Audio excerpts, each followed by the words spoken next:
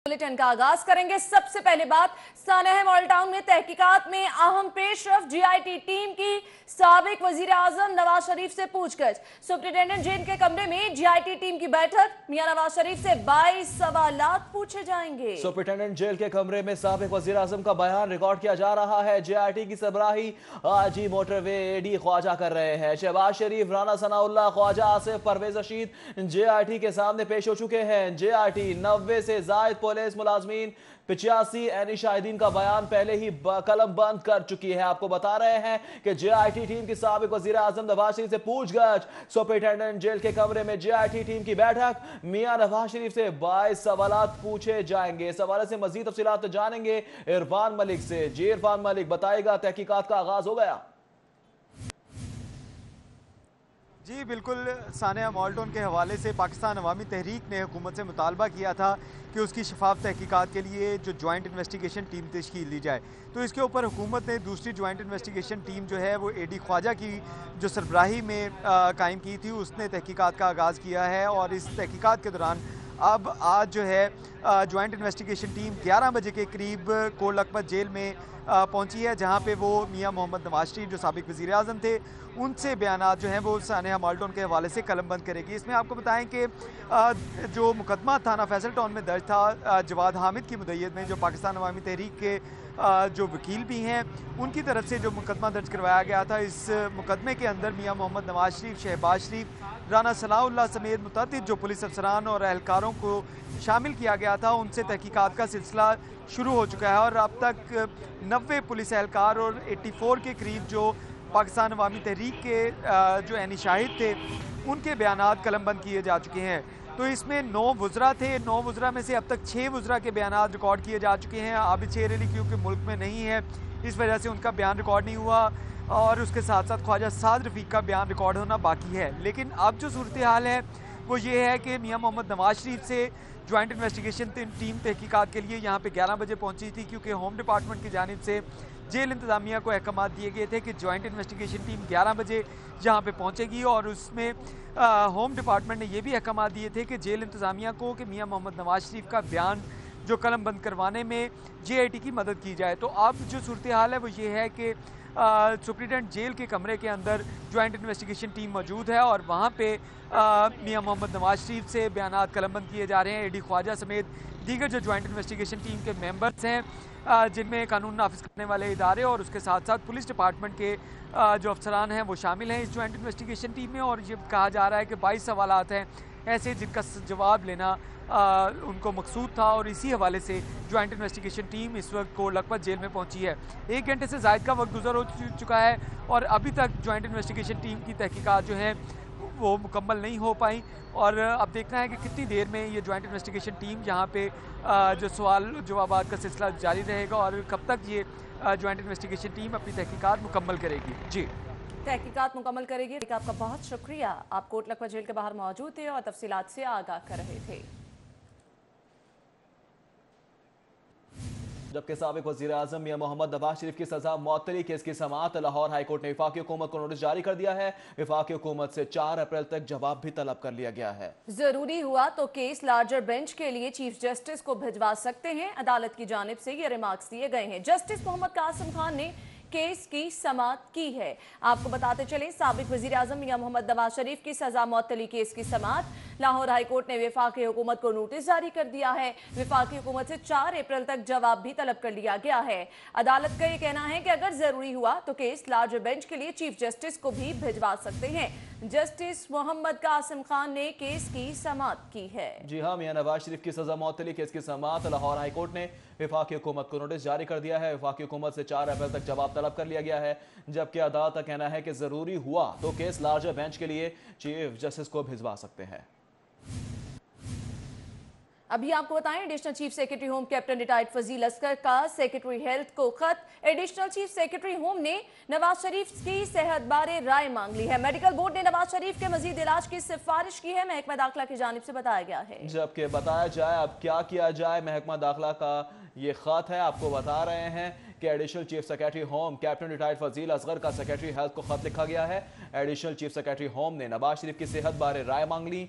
Medical board ने नवाज शरीफ के मजीद इलाज की सिफारिश की है। महकमा दाखिला का ऐसा कहना है, जबकि यह भी कहा गया कि बताया जाए अब क्या किया जाए, अगला लाएमल क्या होना चाहिए। Additional chief secretary home captain retired Fazil Asgar का सेक्रेटरी हेल्थ को खत लिखा गया है।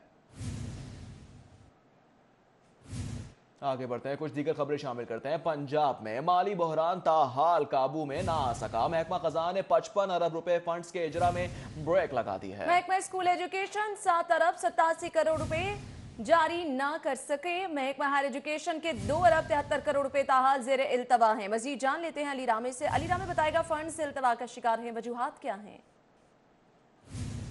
जी बिल्कुल, पंजाब में माली बहरान है और माली बहरान के बायस मुख्तलिफ ऐसे तरक्याती मनसूबाजात हैं जिनको अब रुकावट हो चुकी है फंड्स के अजरा ना होने पर। अब इस पर क्योंकि PND बोर्ड की तरफ से, जो कि प्लानिंग एंड डेवलपमेंट बोर्ड है, हातमी एक अप्रूवल देता है कि महकमा खजाना पंजाब जो है इन मज़कूरा फंड्स पर फौरी तौर पर यह रकम जो है वो जारी कर दे। लेकिन महकमा खजाना पंजाब जो है वो अभी तक फंड्स का इजरा नहीं कर चुका। लेकिन उसमें अब ज़राए ने यह बताया कि जो एक फेब की रिपोर्ट तैयार की गई थी, जो कि वज़ीर आला पंजाब को भी पेश की गई, कि अभी तक 55 अरब रुपए की लाइबिलिटीज़ हैं महकमा खजाना के पास, कि वो अभी तक मुतअद्दिद महकमों के मनसूबे जो है वो अभी तक उनके फंड्स का इजरा नहीं कर सका।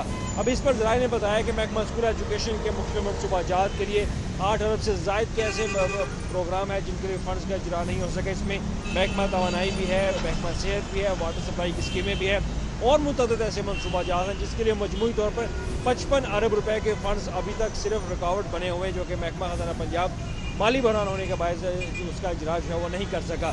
लेकिन इसका अल्टीमेटली इसका इम्पैक्ट क्या होगा? इसका इम्पैक्ट ये होगा कि जो पंजाब का बजट है 238 अरब रुपए का, वो मुकम्मल तौर पर खर्च नहीं हो सकेगा और इसी वजह से यूटिलाइजेशन जो है वो भी बहुत कम होगी। ठीक है अली रामे, आपका शुक्रिया।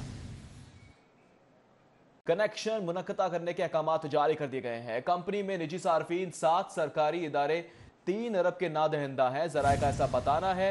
जबकि वजारत पावर डिवीजन ने रनिंग डिफॉल्टर्स के कनेक्शन मुनक़ता करने का हुक्म दे दिया है। 1 साल तक डिफॉल्टर लिस्ट में सार्फिन के कनेक्शन मुनक़ता किए जाएं। वजारत पावर डिवीजन की जानिब से कहा गया कि अहकाम जारी किए गए हैं। जान लेते हैं शाहिद सिप्रा से। जी बताइएगा। जी लाहौर इलेक्ट्रिक सप्लाई कंपनी को अरबों रुपए के नादहिंदा सार्फिन के कनेक्शन मुनक़ता करने के अहकाम जारी कर दिए गए हैं। वजारत पावर डिवीजन की जानिब से लेस्को समेत दीगर डिस्ट्रीब्यूशन कंपनीज के सरबराहान को मरासला अरसाल किया गया है, जिसमें कहा गया है कि वो सार्फिन जिनकी जानिब अरबों रुपए के वाजबात वाजिबुल अदा हैं, उनके कनेक्शन फौरी तौर पर मुनक़ता किए जाएँ।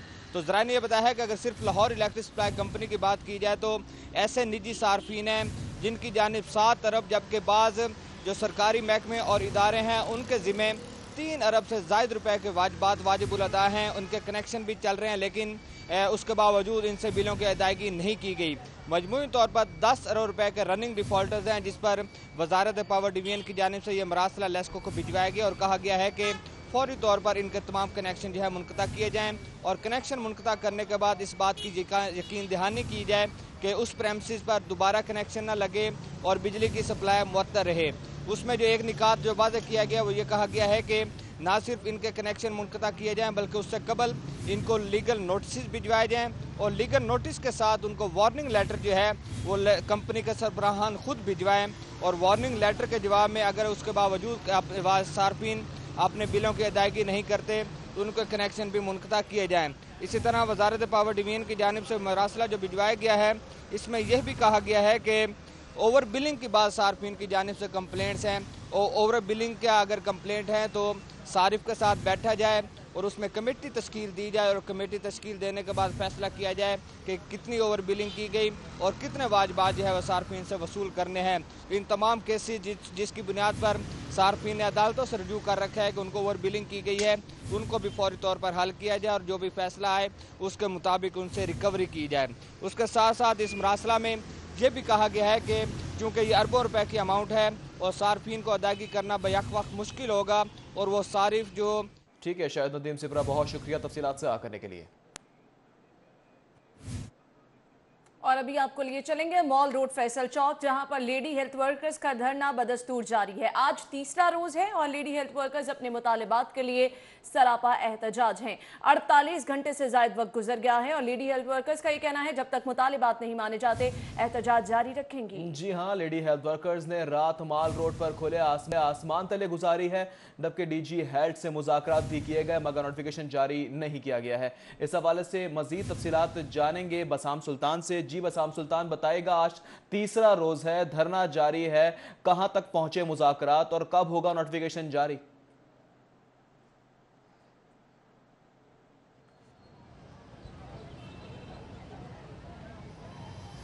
जी बिल्कुल, सुबह भर की जो लेडी हेल्थ वर्कर्स हैं वो आज तक भी जो है वो सरापा एहतजाज है। उनका धरना जो है वो आज तीसरे रोज़ में जारी दाखिल हो चुका है। चेयरिंग क्रॉस पर आज से 3 रोज़ कबल जो है वो ये धरना दिया गया। इनकी जानिब से कहा गया कि इनके जो मुतालबात हैं जिसके अंदर इनके सर्विस स्ट्रक्चर की यकीन दहानी करवाई जानी थी और इसके साथ साथ जो है वो इनके जो बकाया जात तनख्वाहें हैं वो दी जानी थी, वो जो है वो अब तक नहीं दी गई। इनकी जानिब से ये भी कहा गया कि जो ये इनकी कैटेगरी को जो है वो डाइंग कैडर में डाला जा रहा था, यानी इनकी भर्तियां जो है वो रोक दी गई थी, उनको जो है वो वापस बहाल किया जाए, ये इनके मुतालबात थे। महकमा सेहत की जानिब से जो है वो एक प्रेस रिलीज जारी की गई जिसके अंदर कहा गया कि इनके मुतालबात मान लिए गए हैं। इनके जो नुमाइंदगान हैं उनके डीजी हेल्थ से मुज़ाकरात भी हुए, लेकिन इनकी जानिब से जो है वो ये कहा जा रहा है कि जब तक नोटिफिकेशन जारी नहीं किया जाएगा अपने मुतालबात की मंजूरी के लिए इस धरने को जो है वो जारी रखा जाएगा। एक अहम शाहराह है माल रोड पर, चेयरिंग क्रॉस पर ये जो है वो धरना दिए बैठी हैं गुज़िश्ता 3 रोज़ से। तो शहर की ट्रैफिक के निज़ाम जो है वो बुरे तरीके से मुतासर है। वार्डन्स की एक भारी नफरी जो है वो इस वक्त माल रोड पर मौजूद है और जो ट्रैफिक है उनको दीगर जो मुल्का रस्ते हैं उनके ऊपर जो है वो डाइवर्ट किया जा रहा है ताकि ट्रैफिक की रवानी को जो है वो मुमकिन बनाया जा सके। लेकिन बहरहाल क्योंकि चेयरिंग क्रॉस जो है वो मुकम्मल तौर पर ट्रैफिक के लिए बंद है तो ट्रैफिक की रवानी में जो है वो बहुत सी मुश्किलात का सामना है। इनकी जानिब से जो है वो यही कहा जा रहा है कि जब तक हमारे मुतालबात मंजूर नहीं किए जाएंगे धरने को जो है वो इसी तरह जारी रखा जाएगा। आज सुबह बारिश भी हुई, इस वक्त जो है वो तपती धूप है, लेकिन ख़वातीन जो है वो यहाँ से हिलने का नाम नहीं ले रही। उनका कहना है कि जब तक इनके मुतालबात की मंजूरी का नोटिफिकेशन नहीं जारी कर दिया जाता इस एहतजाजी धरने को जो है वो इसी तरह जारी रखा जाएगा। जी ठीक है बसाम सुल्तान, आपका बहुत शुक्रिया तफसीलात से आगाह करने के लिए। बसाम हमारे साथ मौजूद है, लेडी हेल्थ वर्कर्स के एहतजाज के हवाले से आगाह कर रहे थे। तो इस पर सूबाई वज़ीर से डॉक्टर यास्मीन राशिद का रद्द-ए-अमल भी सामने आया है, क्या कहती हैं आइए आपको दिखाते हैं। बताया, कागज़ भी आप लोगों को दिखाए, उसकी नोटिफिकेशंस भी दिखाई। तीसरी इंपॉर्टेंट ये चीज़ है उनका जो सर्विस स्ट्रक्चर का रोना। आज से पहले तो कभी किसी ने इनको दिया कुछ नहीं, हमने सर्विस स्ट्रक्चर का, अच्छा ये जो एमोल्यूमेंट्स का काम है ये 2012 से फंसा हुआ था, 7 साल के बाद हमने आके ख़त्म किया। और अब ये जो सर्विस स्ट्रक्चर का आप अभी चले जाएं डीजी ऑफिस, आप वहाँ देखेंगे कि लिस्टें तैयार हुई हुई हैं, डिस्ट्रिक्ट्स में भेजी गई हैं ग्रीवेंसेस के लिए कि ये ना हो कि सीनियरिटी किसी की डिस्टर्ब हो गई हो। उनको कहा आप अपनी सीनियरिटी देख के हमें बता दीजिए, एक दफ़ा कंफर्म होगा तो टाइम स्केल प्रमोशन जो है वो उनकी की जा रही है। अब मुझे समझ नहीं आ रही कि वो चाह क्या रही है। वजह यह है कि पहले दिन डीजी साहब के साथ 2.5 घंटे उनकी मुलाकात हुई और 2.5 घंटे मुलाकात के अंदर वो बार बार हमें ग्रेड फलां से ऊपर कर दे। इम्पॉर्टेंट ये जिसका था इंतजार वो वक्त आने को है। गैर मुल्की मॉडल को रिहाई मिलेगी या होगी लंबी जेल। गैर मुल्की मॉडल सेशन कोर्ट पेश, मंशियात स्मगलिंग केस का फैसला कुछ देर में सुनाया जाएगा। केस का फैसला सुनने चेक रिपब्लिकन की डेप्यूटी सफीर कमरा अदालत में मौजूद हैं। आपको बताएं कि एडिशनल सेशन जज शहजाद रज़म नशियात स्मगलिंग केस का फैसला सुनाएंगे। गैर मुल्की मॉडल फीजा लिस्कोवा को जनवरी 2018 में गिरफ्तार किया गया था। मुलजिमा की जानिब से सरदार असगर महमूद डोगर एडवोकेट ने केस लड़ा। मुलजिमा चेक रिपब्लिक की शहरी मॉडलिंग के लिए पाकिस्तान आई। मुलजिमा 1 साल से ज्यादा अरसा तक सेशन अदालत में पेश होती रही और दौरान पेशी मुलजिमा कभी रोती तो कभी हंसती दिखाई दी। अदालत ने फरीकैन की हतमी बहस के बाद आज के लिए फैसला महफूज किया था। गैर मुल्की मॉडल को रिहाई मिलेगी या फिर लंबी जेल, फैसले का इंतजार है। गैर मुल्की मॉडल सेशन कोर्ट पेश, मंशा स्मगलिंग केस का फैसला कुछ देर में सुनाया जाएगा। अब नहीं होगी समात पर समात, समात पर समात, समात पर समात, आज फैसला सुना दिया जाएगा। केस का फैसला सुनने चेक रिपब्लिकन की डेप्यूटी सफीर कमरा अदालत में मौजूद हैं, जबकि एडिशनल सेशन जज शहजाद रजा मंशा स्मगलिंग केस का फैसला सुनाएंगे। गैर मुल्की मॉडल ट्रीजा हेलेस्को को जनवरी 2018 में गिरफ्तार किया गया था। मुलजिमा की जानिब से सरदार असगर महमूद डोगर एडवोकेट ने केस लड़ा, जबकि मुलजिमा चेक रिपब्लिक की शहरी मॉडलिंग के लिए पाकिस्तान आई थी। मुलजिमा 1 साल से ज्यादा अरसा तक सेशन अदालत में पेश होती रही हैं, जबकि दौरान पेशी मुलजिमा कभी रोती और कभी हंसती भी दिखाई दी हैं। अदालत ने फरीकैन की हतमी बहस के बाद आज के लिए फैसला महफूज किया था, जो कि अब से कुछ देर बाद सुना दिया जाएगा। जी हां, अब से कुछ ही देर बाद फैसला सुनाया जाएगा। गैर मुल्की मॉडल को रिहाई मिलेगी या फिर लंबी जेल यात्रा पर जाया जाएगा। गैर मुल्की मॉडल सेशन कोर्ट में पेश होगी। मनशिया स्मगलिंग केस का फैसला सुनाया जाएगा। कुछ ही वक्त है, मनशिया स्मगलिंग केस का फैसला सुनाया जाएगा और केस का फैसला सुनने चेक रिपब्लिकन की डेप्यूटी सफीर कमरा अदालत में मौजूद हैं। एडिशनल सेशन जज शहजाद रजा मनशिया स्मगलिंग केस का फैसला सुनाएंगे। गैर मुल्की मॉडल ट्रीजा को जनवरी 2018 में गिरफ्तार किया गया था। आगे बढ़ेंगे, आपको बताएंगे शहर के मुख्तलिफ शाहराहों की तौसी, मेट्रो बस और ऑरेंज ट्रेन के रूट्स पर कमर्शियल तामीरात के दर्दे सर बनने वाले इशूज पर बिल्डिंग बायलॉज में तरमीम का फैसला किया गया है। हाई लेवल डिजाइन कमेटी की सिफारिश पर मेट्रोपॉलिटन कॉर्पोरेशन ने एलडीए और जोनल शोबा प्लानिंग से तजावीज तलब कर ली हैं, जबकि मुजवजा रूट्स पर बिल्डिंग प्लान की सैकड़ों दरख्वास्तें इल्तवा का शिकार होने का इंकशाफ भी हुआ है। आपको बता रहे हैं, हम हैं खबर, मेट्रो और ऑरेंज लाइन के 27 किलोमीटर रूट्स पर कमर्शियल तामीराती पॉलिसी में तरामीम का फैसला किया गया है। मेट्रोपॉलिटन कॉर्पोरेशन ने एलडीए जोनल शोबा प्लानिंग से तजावीज तलब कर ली है। इस हवाले से मजीद तफसीलात जानेंगे राव दिलशाद हुसैन से। जी राव दिलशाद। बिल्कुल जी, शहर के मुख्तलिफ जो शाहराएँ थीं उनकी तोसी के लिए जो अराजी एक्वायर की गई, ख़ास तौर पर मेट्रो बस और ऑरेंज लाइन ट्रेन मंसूबे के लिए जो अराजी एक्वायर की गई, दोनों कॉरिडोर्स पर जो कमर्शियल तामीरात थी उसके बिल्डिंग प्लान्स की मंजूरी के हवाले से खासी मुश्किलात का सामना था। लेकिन अब हाई लेवल डिज़ाइन कमेटी में जो इस हवाले से फ़ैसला किया गया कि अब इस हवाले से एलडीए और तमाम जोनल ऑफिस से जो सिफारिशात हैं वो तलब की जाएं और बाई लाज में, बिल्डिंग बाई लाज में अगर तरामीम भी करनी पड़े तो तरामीम भी की जाएं। आपको ये बताएं कि इस हवाले से मेट्रोपॉलिटन कॉर्पोरेशन ने चीफ ऑफिसर मेट्रोपॉलिटन कॉर्पोरेशन की वजारत से शोभा प्लानिंग की जानिब से ये जो मरासला है वो जारी किया गया है एलडीए और 9 जोनल ऑफिस को कि वो सिफारिशात दें और 1 हफ्ते में अपनी रिपोर्ट जो है वो मुरतब करें ताकि बाई लाज में तरामीम की जा सके। आपको ये बताएं कि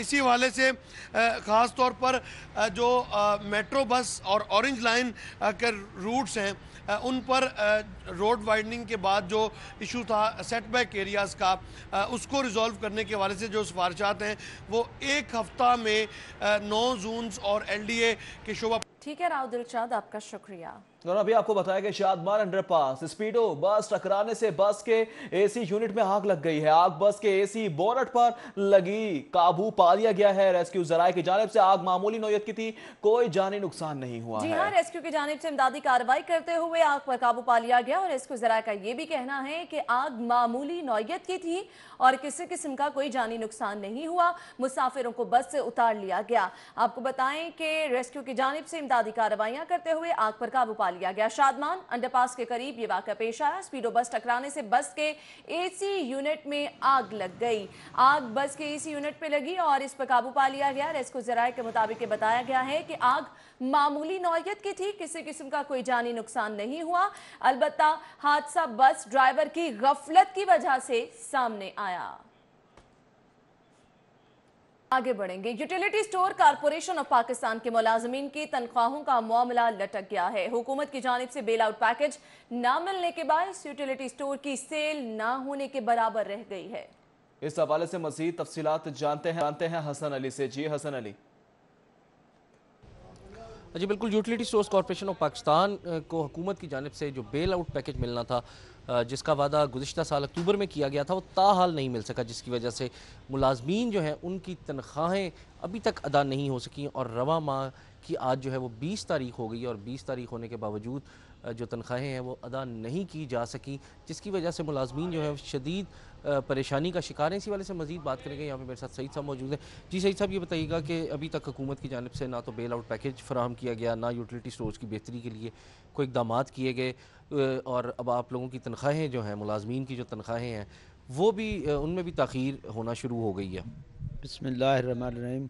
बिल्कुल ये बात दुरुस्त है कि कई रीजन ऐसे हैं पाकिस्तान में जिनमें अभी तक तनख्वाहें नहीं मिली। उसकी मेन वजह ये है कि पार्टियों का माल ले लेके हम उसी को सेल करके अपनी तनख्वाहें ले रहे थे, जबकि गवर्नमेंट ने वादे के बावजूद हमें कोई पैसे नहीं दिए।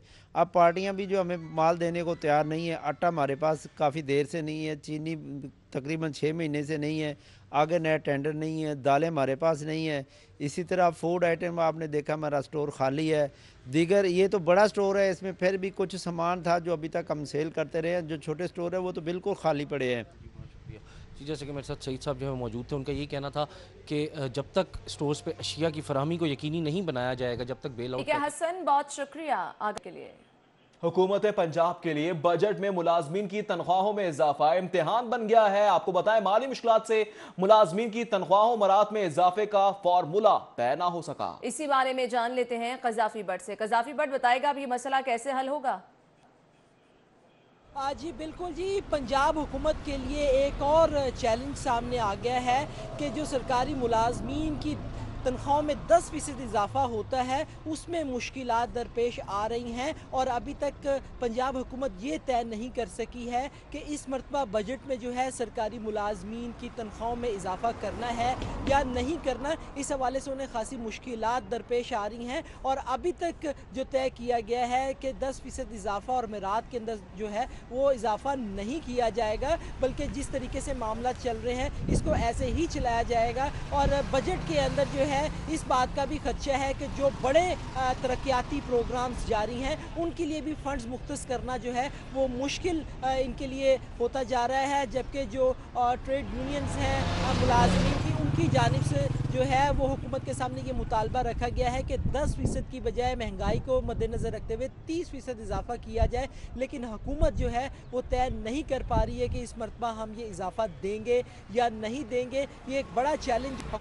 ठीक है कज़ाफी बट, बहुत शुक्रिया तफसीलात से करने के लिए। आगे बढ़ेंगे। एक्साइज का नॉन रजिस्टर्ड टोकन टैक्स नादहिंदगान गाड़ियों के खिलाफ जर्नल होल्ड अप। ईटीओस की सरबराही में शहर के अहम शाहराहों पर नाके लगाए गए हैं। टोकन टैक्स नादहिंदगान के चालान किए जा रहे हैं। नॉन रजिस्टर्ड गाड़ियों को बंद किया जा रहा है। जी हाँ, अब तक 50 से ज्यादा गाड़ियों के चालान कर दिए गए हैं और एक्साइज की नाकाबंदी शाम 5 बजे तक जारी रहेगी। डायरेक्टर रीजन सी का उमरान असलम का ये बताना है। आपको बताएं, टोकन टैक्स नादहिंदगान के चालान नॉन रजिस्टर्ड गाड़ियों को बंद किया जा रहा है। पंजाब रेवेन्यू अथॉरिटी में IMF के 3 रुकनी वफद की आमद हुई है। चेयरमैन PRA जावेद अहमद ने वफद को रेवेन्यू अथॉरिटी बारे तफसीली ब्रीफिंग दी है। लाहौर के 600 से ज्यादा रेस्टोरेंट की सेल की ऑनलाइन मॉनिटरिंग कर रहे हैं। जावेद अहमद की जानिब से ऐसा बताया गया है। उनका यह भी कहना है कि कंटेंट यार्ड को भी ड्रोन टेक्नोलॉजी से मॉनिटर किया जा रहा है और इसके साथ साथ टैक्स कल्चर के फरोग के लिए PRA इंटर्नशिप प्रोग्राम मुनक्किद करवा रहा है। जावेद अहमद की जानिब से इन ख्यालात का इजहार किया गया। अचीवमेंट्स किए हैं उनके बारे में जानकारी लें और फ्यूचर के जो हमारे प्लान्स हैं उसके बारे में वो जानना चाह रहे थे। बड़ी अच्छी माशाल्लाह वो आधे घंटे की मीटिंग थी, वो तकरीबन 1.5 घंटा चली। हमने उनको ब्रीफिंग दी और इसके साथ उन्होंने सेटिस्फेक्शन का भी इजहार किया और ये भी देखा उन्होंने कि ये एक अपकमिंग फ्यूचरिस्टिक एक अथॉरिटी है। नहीं, लेकिन उनका ये मैंडेट नहीं है। वो वर्ल्ड बैंक ये कर सकता है, IMF का ये मैंडेट नहीं होता, लेकिन ये IMF और वर्ल्ड बैंक के क्लोज कोऑर्डिनेशन के साथ ही काम करते हैं और वर्ल्ड बैंक हमारे साथ इंटरनेशनल डेवलपमेंट पार्टनर के तौर पे काम कर रहे हैं। हम इन खबरों का सिलसिला आगे बढ़ाएंगे। आपको बताएंगे वाइस चेयरमैन ऑफिस और DG ऑफिस एक पेज पर ना सके। LD की गवर्निंग बॉडी का आइंदा इजलास अंदरूनी मामला तय न होने के बायस मजीद लटक गया। जी हाँ, आपको बता रहे हैं वाइस चेयरमैन ऑफिस और DG ऑफिस एक पेज पर ना आ सके। क्यों ये हुआ है, इस हवाले से मजीद तफसीलात जानेंगे दुर्र नायाब से। जी दुर्र नायाब, क्या तफसीलात हैं? जी, एलडीए की गवर्निंग बॉडी के इजलास का मामला अभी तक तय नहीं हो सका और इस हवाले से वाइस चेयरमैन ऑफिस और एलडीए का जो ऑफिस है वो एक पेज पे नहीं आ सके और अब तक जो वक्त मांगा गया था वज़ीर आला पंजाब से गवर्निंग बॉडी के लिए वो नहीं दिया गया। अभी एक हफ्ते से ज़्यादा वक्त बीत चुका है, समरी भिजवाई जा चुकी है डीजीएलडी की जानिब से, लेकिन वक्त नहीं दिया जा रहा। ज़राए का ये कहना है कि वाइस चेयरमैन ऑफिस को कबल वक्त मुतला नहीं किया गया और इस हवाले से डायरेक्ट समरी वज़ीर आला पंजाब को डीजी ऑफिस की तरफ से भिजवा दी गई, जिसकी वजह से कुछ इख्तलाफ भी था, कुछ नाराज़ी भी थी, जिसकी वजह से जो वाइस चेयरमैन ने का ऑफिस है उसने भी जोर नहीं दिया, वक्त नहीं लिया। 18 से 20 के करीब अहम एजेंडे हैं जो इल्तवा का शिकार हो गए हैं, जिनका मंजूर होना ज़रूरी है।